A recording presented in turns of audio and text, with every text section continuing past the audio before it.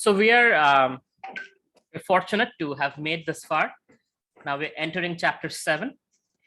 Chapter 7 is starting with the core of the Bhagavad Gita. As last week Nityananda Prabhu mentioned, that six chapters in on the two sides, and there's a core 6 chapters in the middle. So chapter 7 starts with that core aspect of bhakti. We will discuss a lot about bhakti and as Krishna as a person, and Krishna is going to reveal a lot of the things, just like initially, you set the tone, right? So we talked about Gyan Yoga, we talked about Karma Yoga, we talked about Ashtanga Yoga, and now we are getting into Bhakti Yoga, where in the last verse of chapter 6, as Krishna mentioned, that according to Krishna's opinion, Bhakti Yoga is the best, right? So if anybody ever asks you that, oh, what yoga is the best? The answer is, according to Krishna's opinion, in chapter 6, text 47, Bhakti Yoga is the best, right? This is the most plausible, the most easy to do in Kali Yuga. This is what it's meant for. So we'll start with chapter 7, text 1.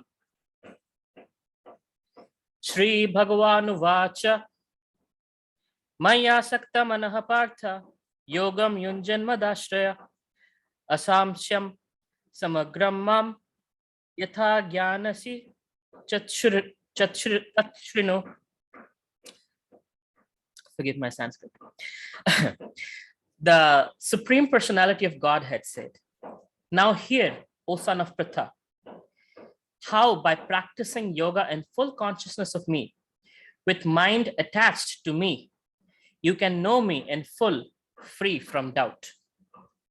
Okay. So this is where the personal aspect starts, right? Personal aspect of Krishna consciousness. So Krishna is saying, now here, O son of Pritha, how by practicing yoga in full consciousness of me, right? So Pritha, the name Pritha comes from his maternal side. So Arjuna's maternal side, right? His mother, so that way, son of Pritha. So mother is Pritha and son is Arjun. Why is Krishna saying, O son of Pritha? Because Krishna is related to Arjun from his mother's side. So there is that intimate, that relationship that they both have of being connected to each other, that he's reminding Arjun. And he's saying, in my consciousness, he's not saying God, he's not saying absolute. Now Krishna is speaking first person singular. That, O son of Pritha, how by practicing yoga in full consciousness of me, with mind attached to me, you can know me in full, free from doubt, right? The biggest thing that gives us problem, anxiety, is not knowing what is yet to come, the doubts, the confusions, right? So here Krishna is giving the formula, how to get over doubts and confusions, right? He's gifting clear knowledge, starting with here. So in the 7th chapter of Bhagavad Gita, the nature of Krishna consciousness is fully described. Krishna is full in opulences, and how he manifests such opulences is described herein. Also, 4 kinds of fortunate people who become attached to Krishna, and 4 kinds of unfortunate people who never take to Krishna are described in this chapter. So coming up, Krishna will describe the 4 kinds of people who come to Krishna and 4 kinds of people who don't come to Krishna, no matter what. And you can see which one you fall under. In the first 6 chapters of Bhagavad Gita, the living entity has been described as a non-material spirit soul, capable of elevating himself or herself to self-realization by different types of yogas. At the end of the 6th chapter, it has been clearly stated that the steady concentration of the mind upon Krishna, or in other words, Krishna consciousness, is the highest form of all yoga. By concentrating one's mind upon Krishna, one is able to know the absolute truth completely, but not otherwise. So today we chanted 1 round of Hare Krishna, starting. It is important that both go hand in hand, the philosophy and the focus, right? Philosophy and mantra meditation. The mantra meditation allows us to focus our mind so we can absorb the knowledge more. And the philosophy helps us to know why we are doing what we are doing, right? All the bhakti principles that we are learning, how to apply them, how to be happy, why things are happening in certain times. Oh, this is karma. Oh, this is that. This is that. This is Bhagavad Gita. Krishna already says, after happiness comes distress. Oh, this is anger. I should control it, etc., etc. Right? So philosophy and meditation should go hand in hand. So here it is being described in the Srimad Bhagavatam.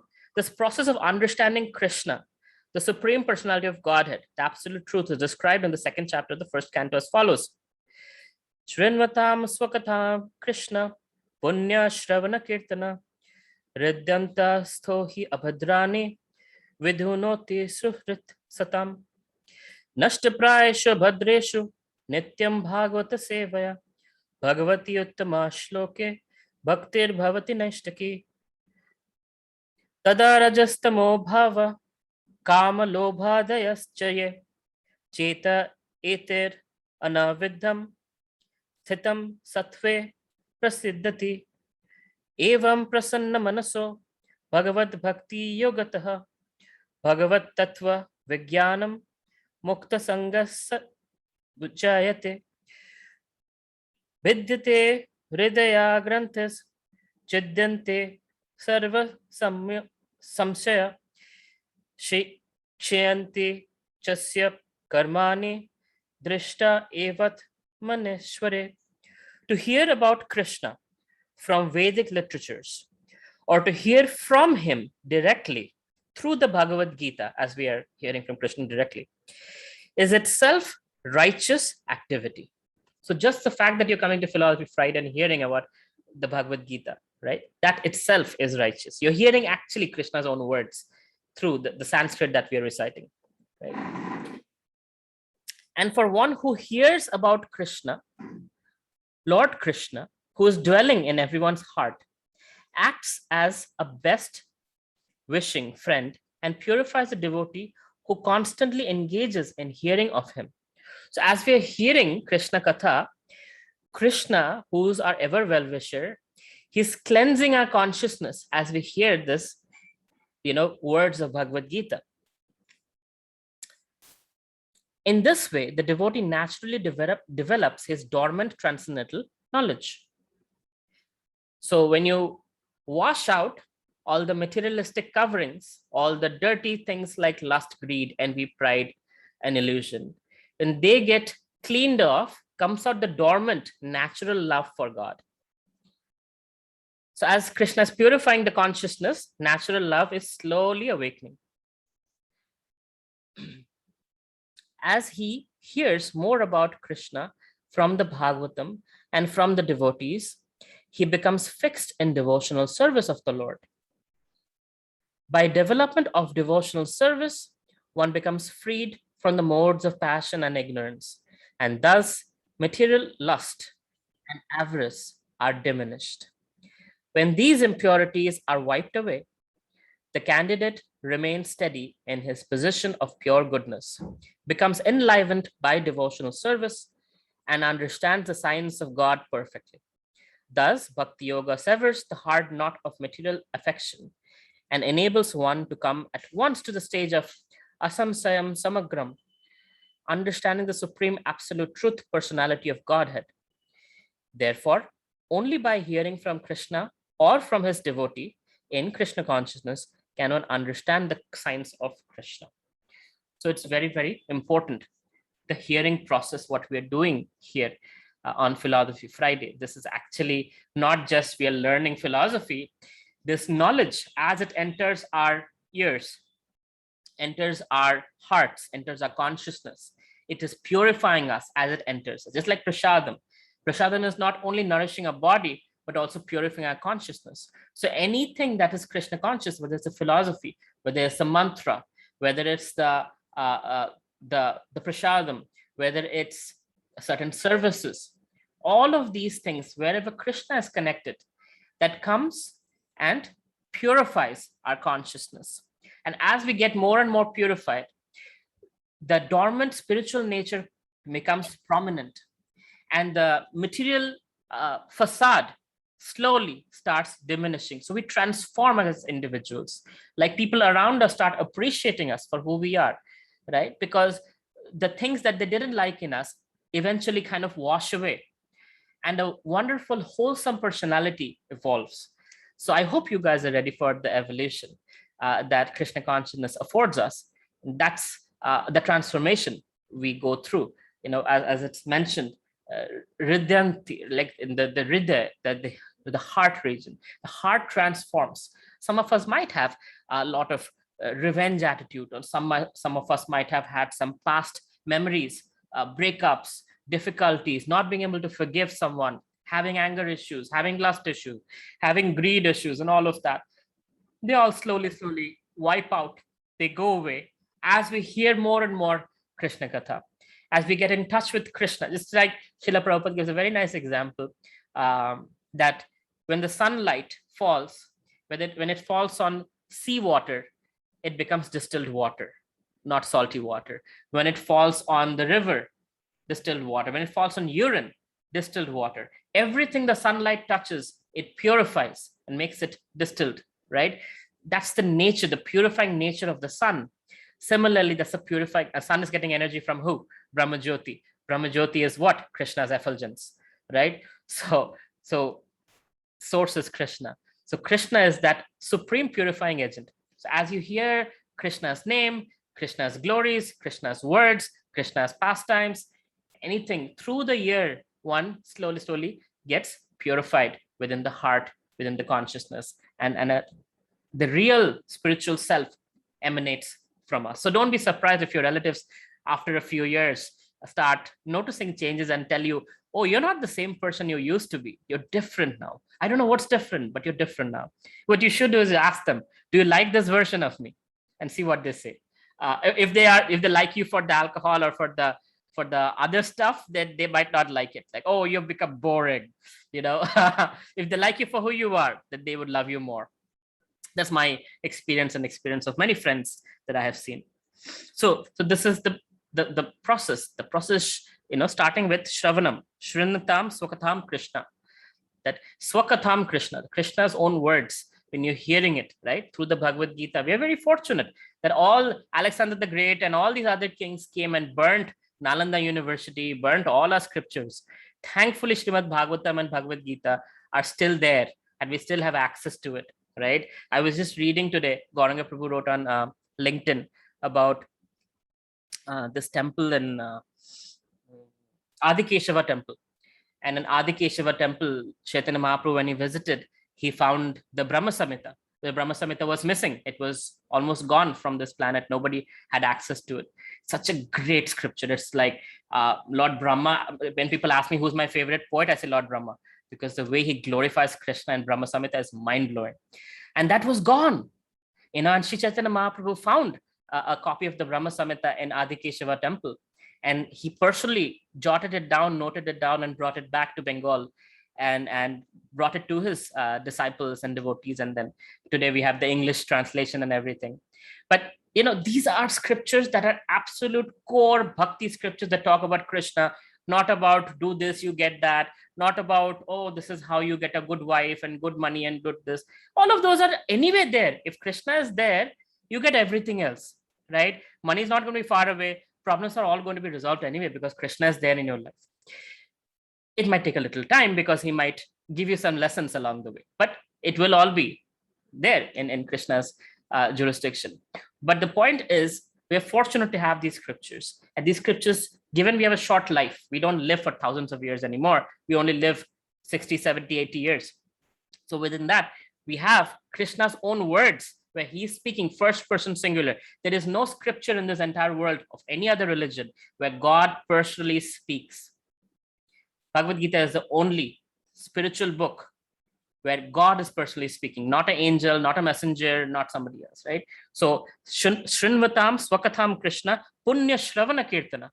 Punya just by Shravanam and Kirtana. Just by hearing and speaking about it, you're getting punya. You're getting benefited, right? What to speak of those who are applying it in their lives and, dedicating themselves somehow in service to Lord. All right, next text. Yes, I could. Okay. this question. I have one question. Samdam, Dand, Bhed, and humbleness. How are these connected? uh, where did you get that from, first of all? Which scripture, Saikat, if you can refer to, and then I'll attempt an answer to it. All right. So next one, somebody wants to read? Next verse? Yes, Prabhuji. Hare Krishna. Hare Krishna, Ragini Mataji. Jnanam te hamsa vijnanam idam vaksyamai ase sataha yajñatva neha bhuyonyat jñatatvam avasisyate. I shall now declare unto you in full this knowledge, both phenomenal and numinous. This being known, nothing further shall remain for you to know. Mataji, next one too. Yes, Prabhuji. Manushyanam sahasresu kaschid yatati siddhaye yatatam api siddhanam kaschin mam veti tattvataha. Out of many thousands among men, one may endeavor for perfection, and of those who have achieved perfection, hardly one knows me in truth. Thank you so much, Mataji. Hare Krishna, Prabhuji. So now Krishna is preparing us for this section. So he's saying, I shall now declare unto you in full knowledge, both phenomenal and numinous. This means, this is called Sambandha Gyan. Sambandha Gyan means the phenomenal world, this world, material world, right? So it's not just wishy-washy stuff about spiritual world, where there's no time and all that. This is very relatable. Krishna is telling us how to live in this material world. So he will start talking about what the composition of the material world is, and how to deal with all the materialistic things, time, there is material modes of nature, there is our own karma, there is duty, there is so many different things. So Krishna is going to define material world as well as spiritual phenomena. So both things Krishna will be describing, and he's saying, this being known, nothing further shall remain to be known. So in this world, there is two things to be known. One is matter, two is spirit. You know both, you are fully knowledgeable. There is no third thing, right? Material things we can see, people get PhD on that. Spiritual things, because you cannot see, most people don't even care to study about it. But Krishna is giving us both. Third verse, Krishna is saying this is a verse worth memorizing, because this is something you will see a lot. See, when some fake godman comes and does some vibhuti, some magic, then they have millions of followers. When you have Bhagavad Gita spoken without any alteration, you will see very few hand-selected diamond-like personalities like yourself, right, who are there. The mass is not interested. The mass is interested in magic. Why? Because they want quick gratification, quickly resolve my problem. Sarvanu gets a lot of phone calls like that. Can Prabhuji quickly, give me the solution? Some mantra he can chant and psh, everything changes. I'm like, we're not into cheating people. Please let them know. No one can do it. Some people take money and still cannot do it. Some people, are honest and just say, hey, thank you very much. This is a process. Yes, your karma and you have to deal with it. No matter how many rings you wear, no matter how many things you do, your karma has to be dealt with. And the fastest way to deal with it is deal with the boss. Krishna can take care of your karma like that, burn it out. So this verse, one of my favorites, Manushyanam Shahasresu. Shahasra means, does anybody know what Shahasra means? 1,000 or infinite. Hundreds and thousands. Thousand. Yeah. Shata Shahasra, right? So Manushyanam Shahasresu. So after thousands of men, Kaschid Yati Siddhaya, very few are interested in this, knowledge. Yatatam api siddhanam, of those people who are interested in this perfection, right? Kaschin mam veti tattvata, very few actually know the truth. So there are many people in the religious marketplace who will be like with beard and funny dress and funny tilak and all that, who would be telling you, I know the truth. And not just our religion, every religion has that. Krishna is saying, of all those people, there are people who are actually interested to know about this truth. Not just like fix my problem, Om Jai Jagadish Hare. Sukha sampati ghar aave, kashta mite tanka, all of that. So that's like you can go to a doctor and kashta mite tanka. You don't need God for that. Krishna doesn't need to do stuff for you. Those doctors can take care. Sukha sampati ghar aave, do work, you'll be able to earn money. But Krishna can give you so much more. Krishna can stop all the suffering only. All the material suffering Krishna can take care of. That is what Krishna is here for. And one goes to Krishna and asks for simple things. So here, those are not people interested in the real stuff, the real spiritual stuff, the real happiness of being freed from all these problems. So Krishna is saying, out of many thousands among men, one may endeavor for perfection. Very few people who are like, I want to know the truth, perfection. And those who achieve perfection, hardly one knows me in truth. So when people are like, sorry, not interested, it is only expected because the Bhagavad Gita says so. When you tell them about spirituality, I know many of you are trying to share with your friends, and they're like, oh, this is all bogus, oh, old age, oh, this, that, because that is the nature of it. People are not interested, and that's okay. We have to find those rare jewels and diamonds who are interested, and I do that through Facebook ads. That's how I find all of you, right? Targeted, using technology to find those jewels who are interested in real spirituality. So here it is, Srila Rupa Goswami in Bhakti Rasamrita Sindhu, it says, Shruti Smriti Puranadi Pancharatra Vidhim Vina Aikanta ki Harir Bhakti Utpata Va Kalpati. Devotional service of the Lord that ignores the authorized Vedic literatures like Upanishads, Puranas, and Narada Pancharatra is simply an unnecessary disturbance in society. There are many people who are coming up with their own versions of spiritual knowledge, right? That's waste of time. They might be somewhat effective on the superficial level, in the sense like you put a cream on let's say you have a disease, you put a cream, it has some impact, but the disease keeps coming back. Why is it coming back? Because there's a deeper issue within, which is forcing the disease to come back. And every time you put a cream, it goes away, the symptoms disappear, but the root doesn't.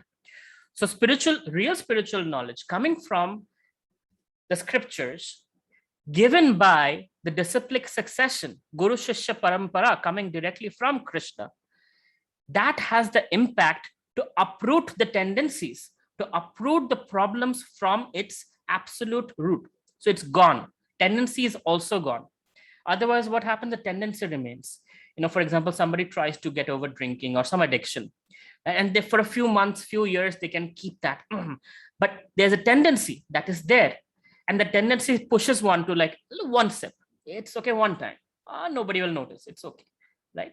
But Krishna consciousness is such that the tendency is uprooted completely, and thereby there is no even desire to go back into those things. That's how Srila Prabhupada cured so many people's drug addictions.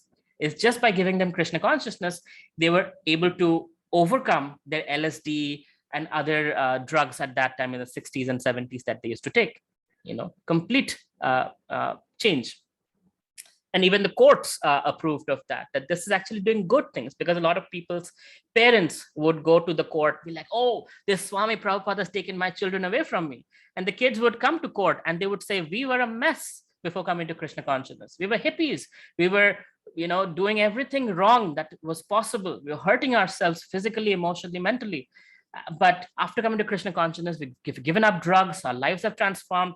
We're not hurting anyone, And the court was like, wow, this is a true transformation. And this is something that's good for society. We should do more of this, right? So that's the beauty of this. Because fake Babas are out there. But what do? They get very rich. None of the Babas in India are below 1,000 crores. But the transformation, is that happening? Are people really transforming to, permanently to become somebody different? That's the question to be explored. Atha Shri Krishna Namadi na bhavet grahyam indriya sevan mukhe hi jivado swayam eva sfuradhi adaha. No one can understand Krishna as he is by the blunt material senses, but he reveals himself to the devotees, being pleased with them for their transcendental loving service unto him. So this is another thing. See, by reading books, one cannot understand Krishna, right? Krishna is understood by devotion, by bhakti. So in Brahma Samhita also, Lord Brahma mentions that, where is that? Mahatmasu Durlabha. Veda Nakinchana. Sorry, I'm not able to find it, but I'll just tell you the English. Sorry, I don't remember the Sanskrit, but it says, oh, Vedesh Durlabha Adurlabham Atma Bhakto. Thank you, Krishna, for reminding me. Vedesh Durlabha, that through reading the Vedas, I'm Durlabha. That means hard to attain, very hard to attain. In fact, it is said you can be traveling at the speed of mind. In Brahma Samhita only it is said. So today in scientific terms, we say traveling at the speed of light. In Vedic system, light is fast, but the mind is even faster, right? So in the Vedic system, it is said traveling at the speed of mind. That you can be traveling at the speed of mind and you still cannot reach Krishna. But Adurlabham Atma Bhakto. Durlabham means Durlabha, hard to attain. Adurlabham means not hard to attain, easily attained. Atma Bhakto, one who is my devotee, one who becomes my devotee, to him or her, I'm easily attained. And here also it is being spoken that Bhakti Rasamrita Sindhu, that he reveals himself to the devotees, being pleased with them for their transcendental loving service. So when one has love for Krishna in their heart, Krishna reveals himself to them, that here I am, right? Otherwise, you can look at a deity and see its statue, it's marble. What are you talking about? They're not Krishna. But when Krishna reveals himself, then you can actually see Krishna, right? You can actually perceive that that's not marble. That is Krishna looking at me eye to eye. That is Krishna reciprocating with me. That is Krishna talking to me.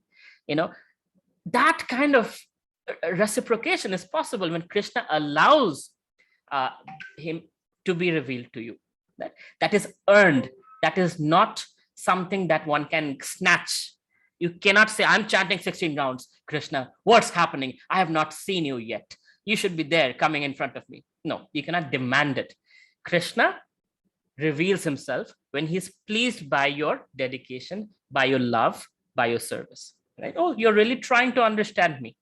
Right? What thousands of other people are not doing, millions of other people are not doing, you're doing. Wonderful. Let me try to help you. Still want me? Let me give you some material benefits. Do you still love me? Do you still want me? Yes, Krishna, I still want you. Okay, let me give you some difficulties. Do you still want me? Or are you angry with me? You need to run away from me. No, Krishna, you're my shelter. I still want you. Okay, I am here. I'm yours. Right? That's the process. That's how Krishna functions. So we'll talk a lot about how Krishna functions. But before that, Krishna will first talk about the material elements. Then Krishna will talk about the spiritual aspects. And he will talk about himself also. So from this verse, chapter 7's, what Krishna has been preparing us for, it starts. Somebody wants to read text 4?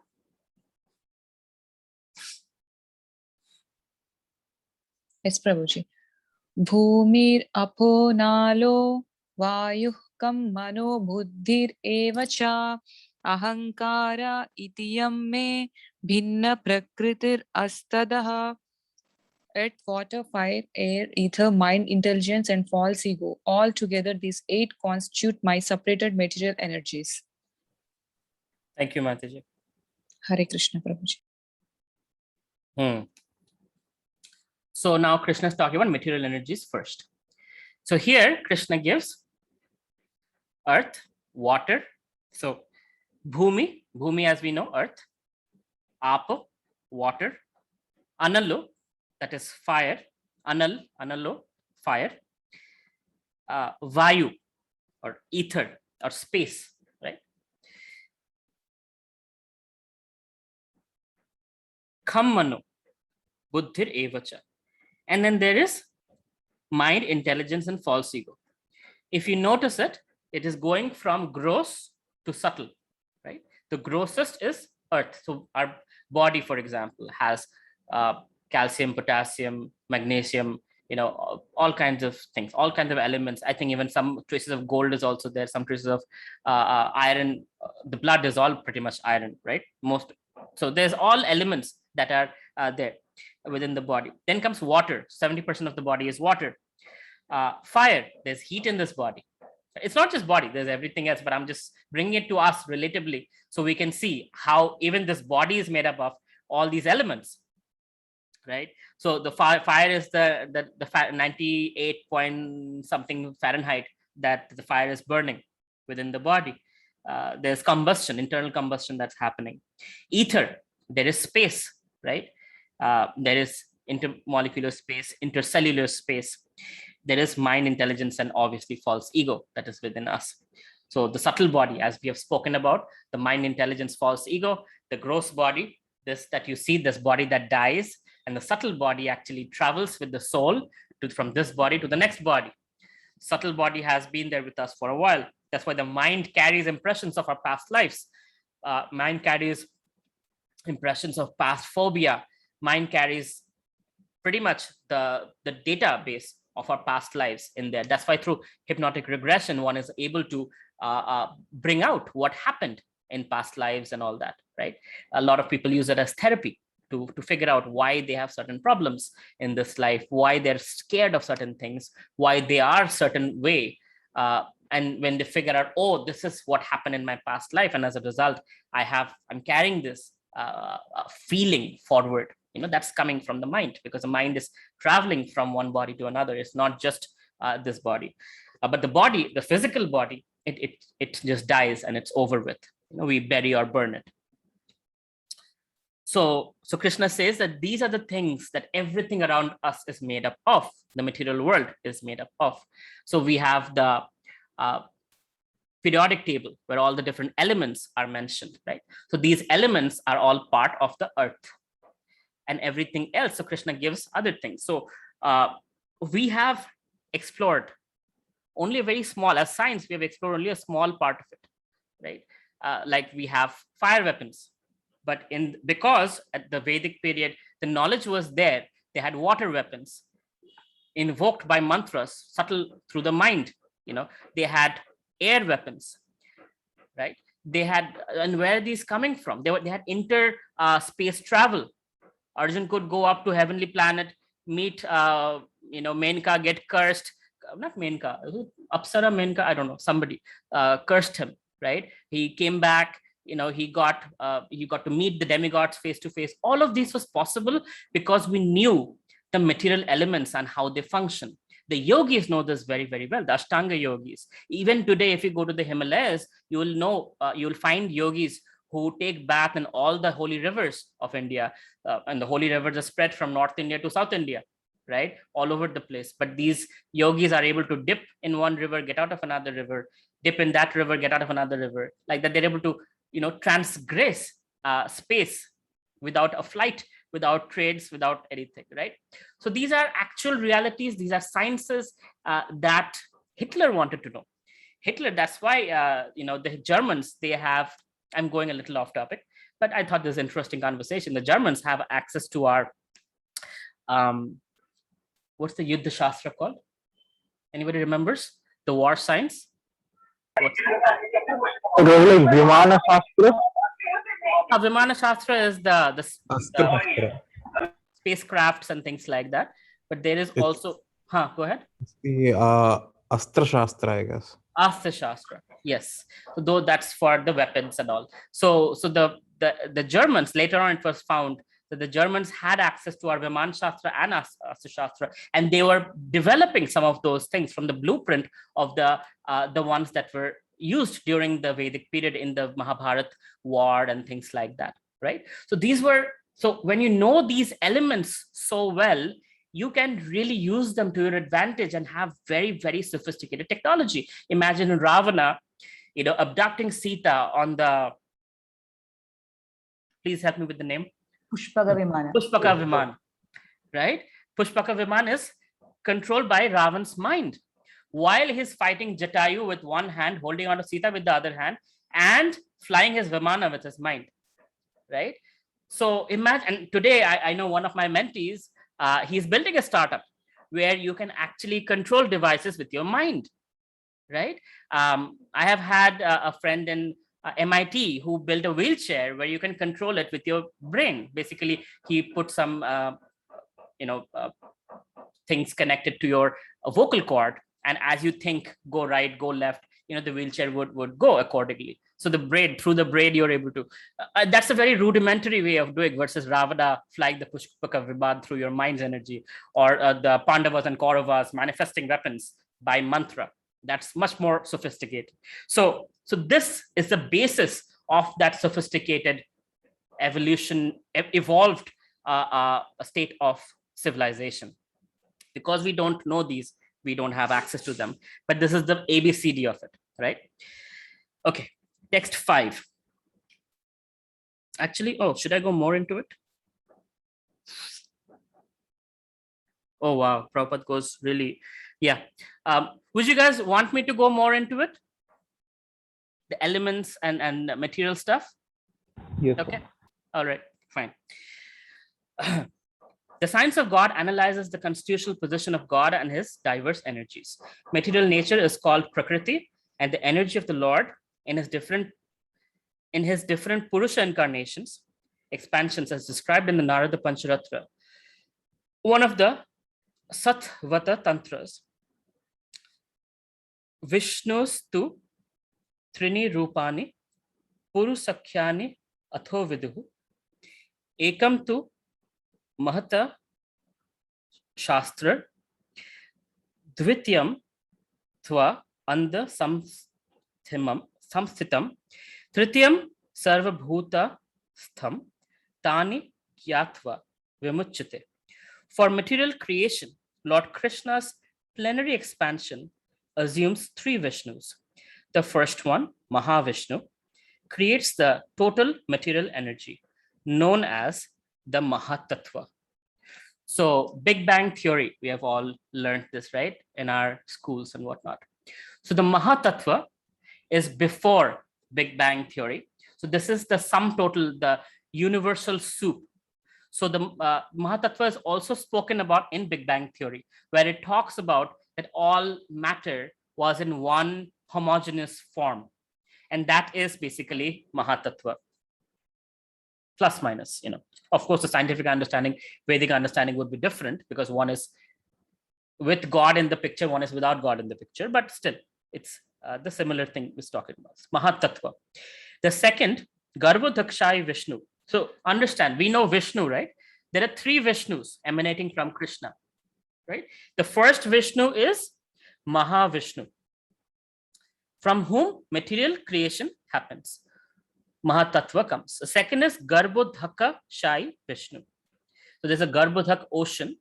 Garbhodhak Shai, one who's lying down on the Garbhodhak ocean. Garbhodhak Shai Vishnu enters into the universes to create diversities in each of them. So Mahavishnu is massive. From his pores, universes come out.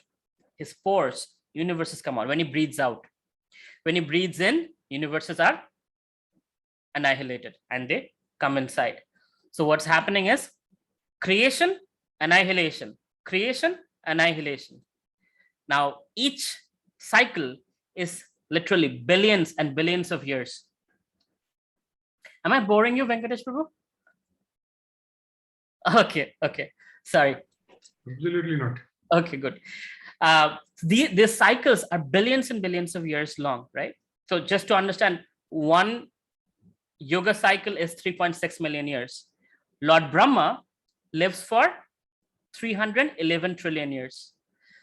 And Lord Brahma, once he dies, there's partial annihilation. But there are multiple Brahmas, after which is full annihilation. So when Lord Mahavishnu is breathing out, breathing in, full creation, full annihilation. That's what's happening here. So that's from him, Mahatattva. Then Mahavishnu expands to Garbhodakshai Vishnu and enters into every single of those universes.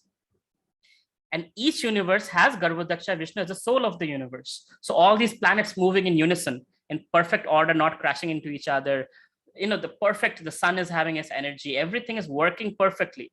That is being governed by Garbhodakshay Vishnu, lying on Garbhodak ocean, which is down below. And Garbhodakshay Vishnu, from his navel is coming out that lotus, right? And on the lotus, on the top of the universe, there is Brahmalok, or Brahmaji is sitting there, and that's his planet over there.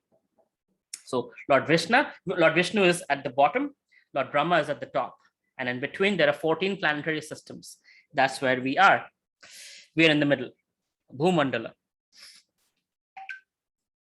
Then there's a third Vishnu, which is Kshirodakshay Vishnu. Kshira or Kheer. All of you have loved Kheer, right? So there's an ocean of Kheer. If you love Kheer, there's an ocean of Kheer, on which also is called the Milk Ocean in English, where Lord Vishnu is lying there. So the third is Kshirodakshay Vishnu, is diffused as the all-pervading super soul in all the universes and is known as Paramatma. So the Paramatma is within your heart. The same Paramatma is also lying on the Milk Ocean, Kshirodakshay Vishnu.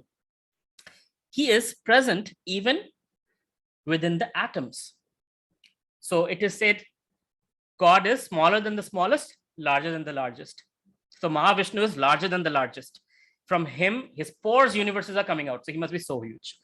And he's also smaller than the smallest, wherein every single atom, Kshirodakshay Vishnu, is present.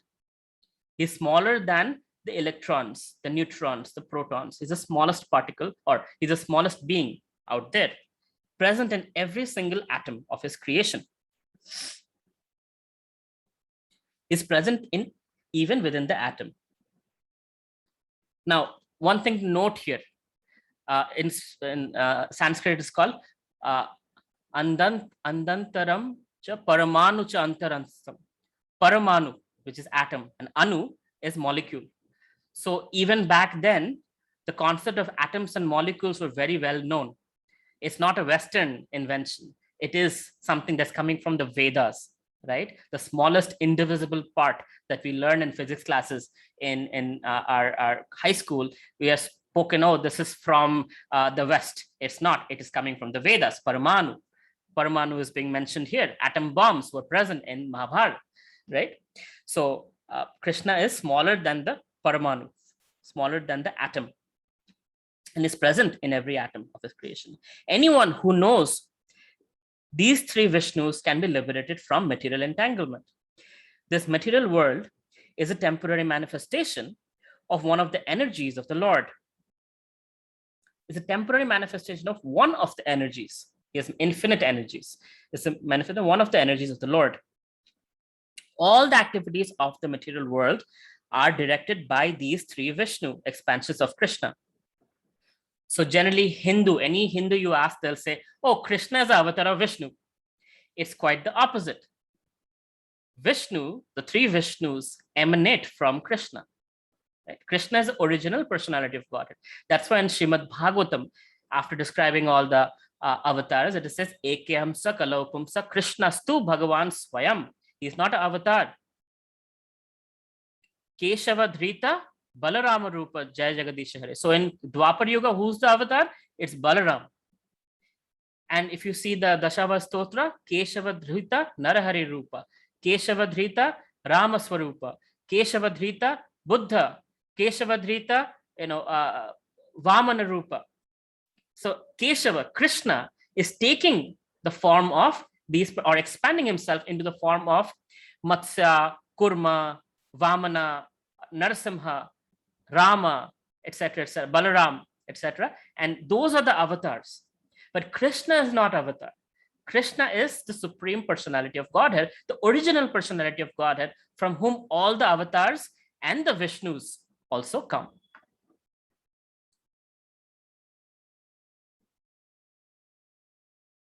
So far clear? Anybody confused? Let me just quickly check. As per the history, when did Kurukshetra Yuddha happen? We know that all these happen in Dwapar Yuga. Before we had Treta Yuga. Does Bhagavad Gita say about Vishnu avatars? So the Battle of Kurukshetra happened 5,100 and something years ago. The exact calculation is actually available. I don't remember it exactly, but if you want, I can give it to you. So that was 5,000 years ago. And the next thing you asked was, before that was Dwapar Yuga. Before Treta Yuga, does Bhagavad Gita say about Vishnu avatars? Yes, Krishna speaks. The Bhagavad Gita, meaning Krishna is personally speaking about the different avatars. That he says, Yada Yada hi dharmasya jnani bhavati bhav. That I keep, whenever there is a decline of religion, I keep coming back to establish dharma and to help those who are my devotees and to annihilate those who are demons, demoniac mentality. So, yuge yuge, I keep coming back every yuga. He talks about that he is coming as avatar every yuga.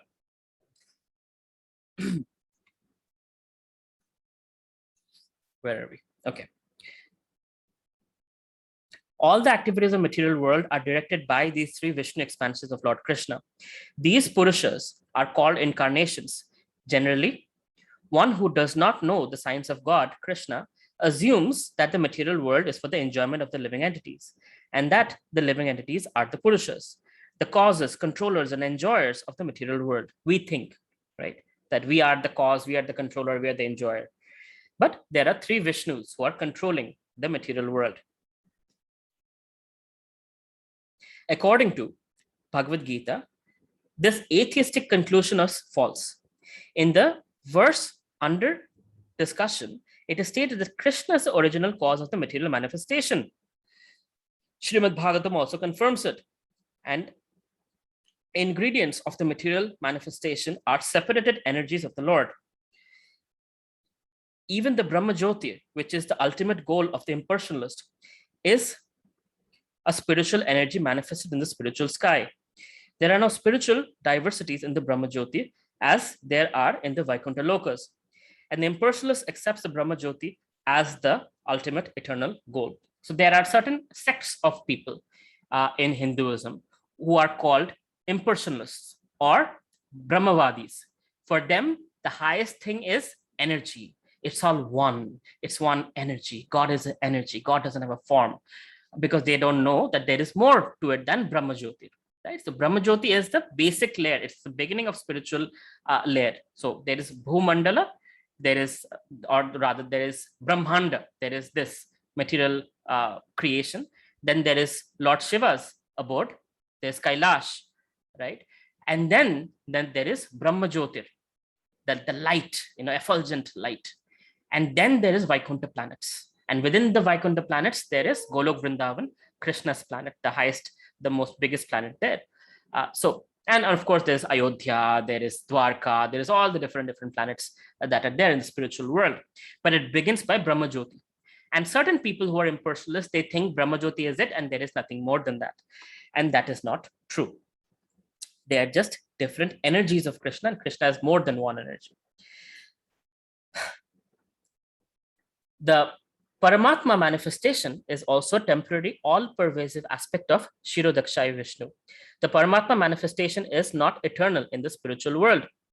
The spiritual world, there is no Paramatma, because you can see God face to face. God doesn't need to hide in our heart, right? Krishna is personally present there in the spiritual world. So in the spiritual world, there is no Paramatma. There's God talking to you directly. The Paramatma manifestation is not eternal in the spiritual world. Therefore, the factual absolute truth is the Supreme Personality of Godhead, Krishna. He is the complete energetic person, and he possesses different, separated, and internal energies. By energetic person, it doesn't mean Krishna is like all like gung-ho, let's party. That's not what's being meant here. Energetic person means from him, all the energies manifest. Shakti comes from Shaktiman, right? Krishna is the ultimate Shaktiman. And from him, all the different Shaktis manifest, like Radharani is Alhadini Shakti, right? The loving potency, loving energy of Krishna manifested in the form of Srimati Radharani. Balaram is the Sandhini potency that maintains and sustains everything together. Creation, that's maintained by Lord Balaram, right? You see Ananta Sesh that Lord Vishnu is lying on. The Ananta Sesh is Balaram, and he is maintaining all the planets and gravity and everything else. That's his department. All the planets are floating perfectly in space. and moving in the perfect time. We're getting summer, winter, all the seasons are happening on time, right? That Ananta Sesh is maintaining that.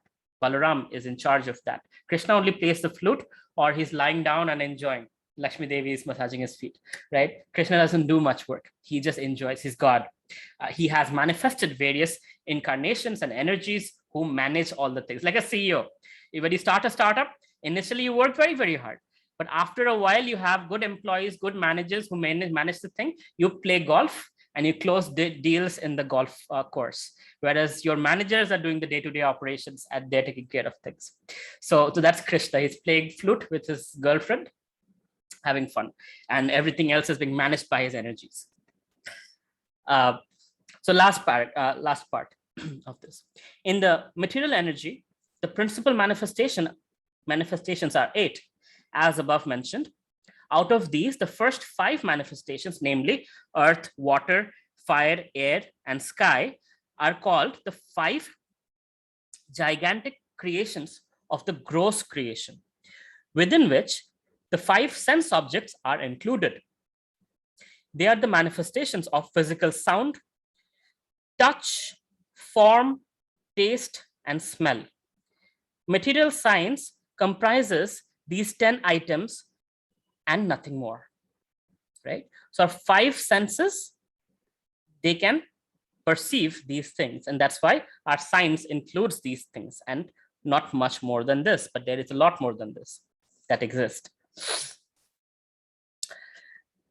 The other 3, namely mind, intelligence, and false ego, are neglected by the materialists. Philosophers who deal with mental activities are also not perfect in knowledge because they do not know the ultimate source, Krishna. The false ego, I am, and it's mine, which constitute the basic principle of material existence. I am, and it's mine. My country, my husband, my wife, my children, my species, my.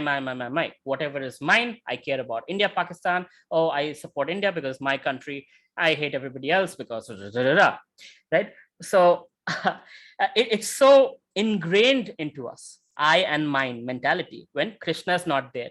The false ego teaches us to distinguish based on I and mine. Oh, wow, I've crossed the time already. I'm so sorry. These are deep topics. You asked me for it. Therefore, from the, oh, okay. Which constitute the basic principle of material existence, includes 10 sense organs for material activities. Intelligence refers to the total material creation called the Mahatattva. Therefore, from the 8 separated energies of the Lord are manifest the 24 elements of the material world, which are the subject matter of Sankhya atheistic philosophy. They are originally offshoots of Krishna's energy and are separated from him by atheistic Sankhya philosophers, which, with a poor fund of knowledge, do not know Krishna as a cause of all causes. The subject matter for the discussion in Sankhya philosophy is only the manifestation of the external energy of Krishna, as it is described in the Bhagavad Gita. Okay, if you didn't understand that, let me simplify this for you. So here is what's happening. There is the 5 elements, right? Earth, water, fire, and ether. There are the 3 subtle elements, mind, intelligence, ego. Then there are the 5 working senses, right? The smell, touch, hearing, sight, and all that.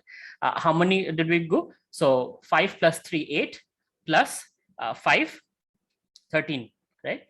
Then there are the knowledge acquiring senses. So that's 5 more, 13 plus 5, 18. And then there's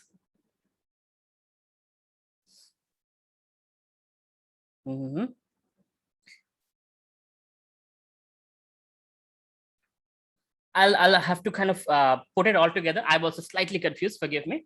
So all of these are basically the 24 elements. It comprises of 24 elements, the last one being Mahatattva, and then there is one element called the soul. So by the process of elimination, when you, this is called the Sankhya philosophy, where you just like, okay, what is this whole world made up of? Start breaking it down into small, finer chunks, and slowly there is one thing that's set aside, that's different from all of this, and that's the soul, the spiritual energy. And everything else we talked about in the 24 elements is material energy, right? So spiritual energy and material energy. That's what we need to know, and that's what we are going to talk about in chapter 7. Krishna is going to describe these things. So the material part is being spoken about, and we'll talk about spiritual part also. Sorry, I took a little longer, but this is not easy to understand. It's complicated stuff. And this is also all about sides. It's very scientific. Janak Prabhuji, a doubt. What is the purpose of this creation? Is it purification or enjoyment? Why go through all the suffering? Because the purpose of creation is us wanting to fulfill our need to be independent. So those who are in the spiritual world, some of us who are here, 2% souls, it is mentioned, don't like to be with Krishna, want to be the enjoyers and the lords and the leaders. So since we don't like the dominance of Krishna, there needs to be a place for us where we can be bosses. We can feel like we are the bosses, we are the controllers, we are the enjoyers. And that's what we are doing in this material world, trying to be the controllers, bosses, enjoyers, being the CEOs, being the husbands, being the leaders of the community, being politicians, trying to control things, right? That's what this is meant for. It's our playground. Krishna is like, okay, you want to fulfill that desire? Here, this is the place you can go fulfill that desire. And that's the material world. It's designed for fulfilling our wishes. Pinky also heard the classification like Vaishnava, Shaiva, Shakta devotees and their beliefs are different. Yes. So there is Sattva, Raja, Tama. So the Vedic scriptures are also divided like that. The Puranas are divided like that. There are certain Puranas that are Sattvic, that worship Vishnu, because Vishnu is in charge of Sattva Guna. There are certain Puranas that deal with Rajoguna or mode of passion. That is led by Lord Brahma. So that's what their allegiance is. And the mode of ignorance or Tamaguna, that is where the worship of Devi or Lord Shiva is mentioned. And that's where people who fall in that category are more attracted to those scriptures. And those are the Shaktas or the Shaivas and personalities, who are attracted to that form of worship or that form of knowledge. But it is divided into those 3 segments. But the transcendental aspect of it is Srimad Bhagavatam. It's not Sattvic, Rajasic, or Tamasic. It is Shuddha Sattva. And Srimad Bhagavatam includes things, all of those different things. It talks about Durga, it talks about Lord Shiva, and it talks vividly about Krishna and all the incarnations of Krishna in details. So yes, there are various varieties. Just like, we don't jump into PhD from day one. We initially learn algebra, we learn physics, we learn biology, we learn chemistry, we learn all aspects of science. And then we're eligible to take something and learn. We get a DSc, doctorate in science, right? Now, that person really knows science.